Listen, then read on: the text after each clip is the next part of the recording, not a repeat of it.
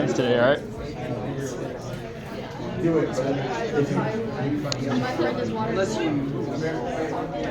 All right, assuming we're good on the scanning, we're going to go ahead and get started. So first things first, welcome back, everybody. It's great to see y'all. It was a great first semester. I hope the breaks all went well for everybody. I'm very happy to be back. It's a great club. Thank you. I see some familiar faces. I was going to say old, but familiar faces, and then some new faces. So I appreciate y'all for joining.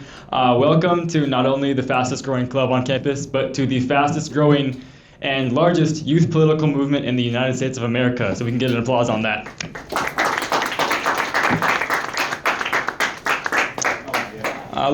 This guy, welcome, buddy. Looking into this next semester, we have some crazy stuff that's planned. I've received some texts the past couple of days, just stuff planning, possibly coming to Great Oak for a turning point. So just huge opportunities this semester. Really excited about it. If you're interested in becoming an officer next year, if you're not a senior and you're interested, come talk to one of us on the board, come DM the Instagram. We're going to get in touch. We're going to have a process for applications for our officer board next year. We really want to start it strong next year. So again, talk to us, DM the Instagram, we'll get you back. And then as far as today, January 20th, 1 year ago today, Trump was inaugurated. So we're going to talk about the pros, possibly the cons of his first year in office, and that's what we're going to debate about. So I'll hand it over to Jake for the debate instructions. All right, guys, so today we're going to go slide by slide, and every slide is going to have a debate topic. After we go over all the info on it, we're going to debate it. We'll walk around with the mic. We'll do like table. We'll go table to table with the mic. And then obviously, like always, all opinions are welcome. And if you guys raise your hands, we'll bring the mic over. Yeah, and don't be afraid. We got candy bars if you raise your hands too. You know how it is. So, yeah. All right, let's get started. Who's going this one?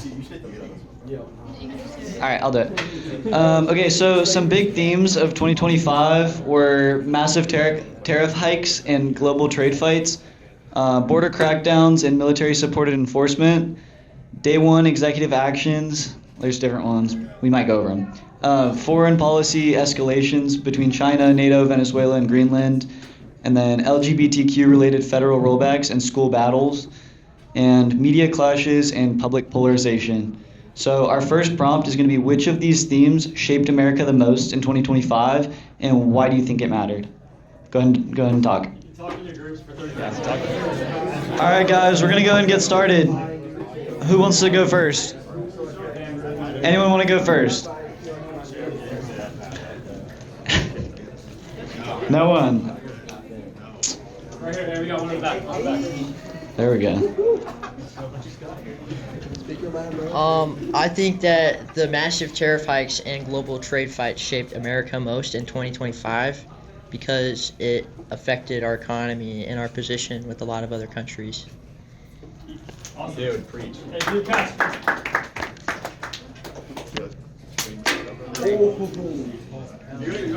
Yeah, we'll just go to the next slide. There's not much to debate on that one. Next? Okay. All right, so this slide is immigration, the centerpiece. Reported actions are launch of the largest domestic deportation operation in modern history, increased ICE raids, use of active duty military to support border enforcement, faster deportation timelines and reduced asylum eligibility, and pressure on sanctuary cities to cooperate. The debate prompt for this one is, does strict border enforcement protect American communities or go too far? And should the military ever be used in domestic immigration operations? Go ahead and talk. Okay. All right, guys, go ahead and wrap your discussions up. We're going to start over here. Hi, guys. So, I love the idea of a immigration centerpiece, but I believe we go way too far with it. I think there should be more jurisdiction. I don't think we should be killing people through this law. But what are your thoughts on it? I would say, like, as far as going too far, I mean, I think we're at a pretty good spot right now with immigration and all that, and sending them back or whatever. Because Trump, I think right now he's at like 600K and climbing, but Obama, he was at 4 million plus and everything. So, like, as far as compared to other administrations, he's not even close. And then military, I mean, just look at all the stuff going on in Minnesota, and that answers that question by itself. Perfect. Counter argument, rebuttal, anyone? Anyone at all? Okay, guess we'll move on.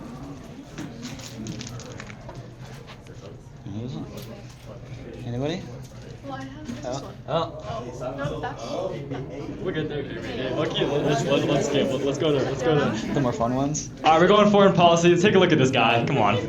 So we have an extremely tough stance on China, from our trade wars and the tariffs to now tech restrictions with Nvidia chips, for example, and then our military posture, obviously racking up our presence in the seas around China, especially regarding Taiwan. We've put pressure on NATO allies to increase defense spending from 2% now to 5% of their GDP. So the U.S. kind of establishing themselves as the global boss and forcing these countries to pay their fair share when it comes to international defense. That's been huge.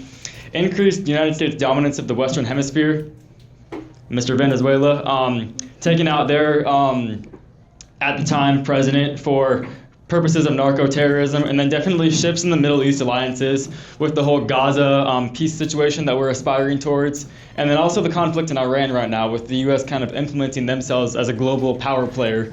So the question is, did these moves strengthen America's leverage or damage our alliances, and should the U.S. take a harder stance towards China? So you can go ahead and discuss.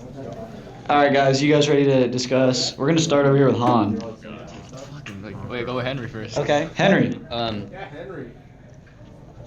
So, sorry, Han was talking about taking over the world or something. I don't know what was going on over here, but I like I like this idea of foreign policies. I feel like we are definitely weakening our alliances, and I just don't believe some of the alliances we had were valuable to us to some extent. And I don't think we really need some alliances, so I don't think it's important. But yeah. Just want me to hold this the whole time? No. Yeah, go for it. So I think we should actually lighten our stance on China. I think, competition breeds innovation. And recently, I see that every single product seems to be getting made cheaper and made smaller with things like shrinkflation. And it's getting harder and harder to afford common goods for the average person. And yet the stock market is absolutely soaring. It's at all-time highs. And I think if you let China bring in, it doesn't have to be, fully come in, but a little less on those tariffs, it's going to make the average person's life a lot easier and encourage these companies to actually start producing products that are built to last, opposed to, the iPhone literally being designed to break after like 2 or 3 years.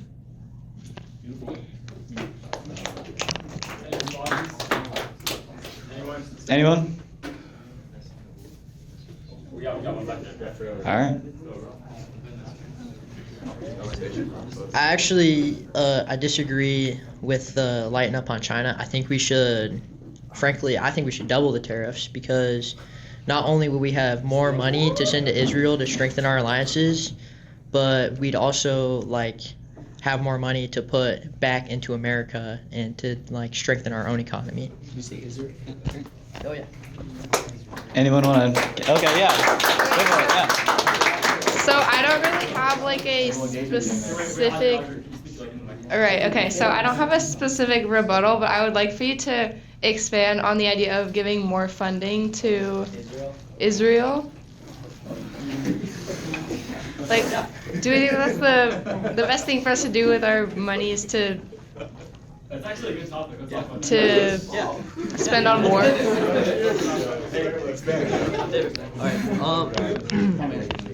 Well, I think that what Donald Trump has been doing is really great, because the more money he sends to Israel, the more the IDF has to make more bombs to blow up schools and hospitals and stuff. So, I think that also strengthens our alliance with the rest of NATO, and I think it's really important for our country. Thank you.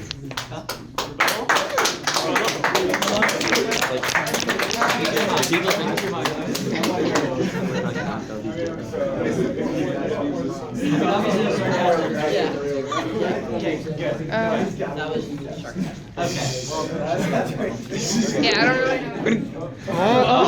Just for clarification, he said that was sarcasm, all right? So I had to point that out there, okay? Not support. On the mic. All right. Okay, we're going to go. Who's doing this one? You're doing this one? Awesome.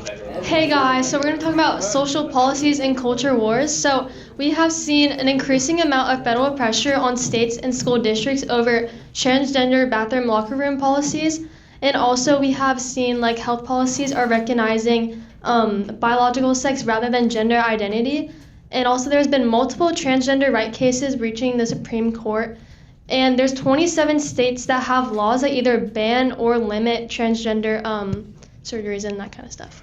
So, should federal law recognize gender identity or stick to biological sex? Question? Those states that restrict that, is that for minors or? Minors. Okay. Yeah. Talk once. Okay, let's go ahead and wrap our conversations up. Who would like to start? Yeah, like to add on what he just said, the point of, you know, 2 different bathrooms is not to categorize people, it's to stop, you know, rape and sexual assault. And so if you create transgender bathrooms, there's just going to be people who don't even believe in that, lying about it so that they can have access and do these terrible things. So you can recognize and you could say, okay, this person is, you know, wants to be a woman, and you could say that they're a woman. But there's a difference between that and allowing them into the woman's restroom.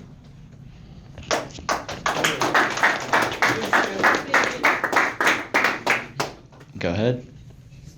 Yeah, I'm gonna add on saying that we should stick to biological sex. I know that the Supreme Court right now, I don't know if they've ruled on it, but about like men playing in women's sports and everything. And like my grandma, she's a big defender of that, which is stupid to me. But like, and the argument I bring to her is like, I play baseball.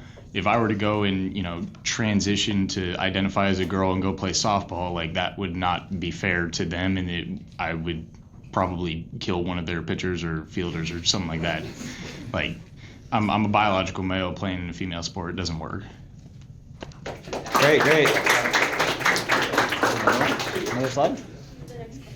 Oh, do you want to stay on this topic? Yeah. All right, let's move on. Okay. All right, this is going to be our last slide.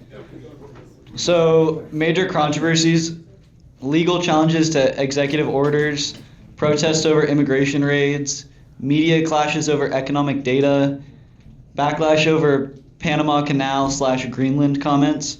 The debate prompt for this one is, which controversy was the most prominent this year, and was media coverage fair or biased? Go ahead and discuss. All right, guys, we're going to wrap up our conversations a little early. Go ahead and, who wants to start? Anyone want to start?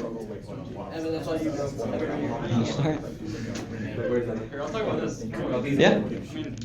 Let's talk about like Greenland. Like, what do y'all think about Greenland? Should we be actively trying to essentially take over the island with our military potentially, or with economic force, or should we leave that alone and leave it to Norway?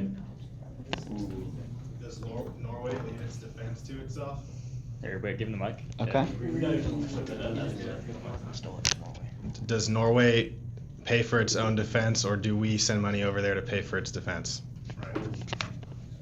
Anyone want to talk about it? It's a big issue right now. You're right here. Awesome. Thank you. Okay, so it seems like the argument there is that because we're paying for its defense, we should have agency over it. And so I would say that we could like solve that conflict by just not funding it instead of saying, okay, we should own it. Oh, that's it. Thank you. Anyone? Okay, keep it serious. Additionally, I also saw a map the other day of Greenland, and it's actually not really green. And Donald Trump wanted to purchase it and name it Whiteland. All right, that's the end of that topic. And yeah, we're gonna wrap it up. All right, so thank y'all for coming today. Oh wait, this is open debate. We'll skip. Thank you for coming today. If you're scanning on the way out, if you're leaving on the way out, please come scan the code. We appreciate it all. Come get a candy bar if you spoke today, and thank you for coming. We're gonna do meta glasses for a whole officer board, and it'll capture good moments like the one over there.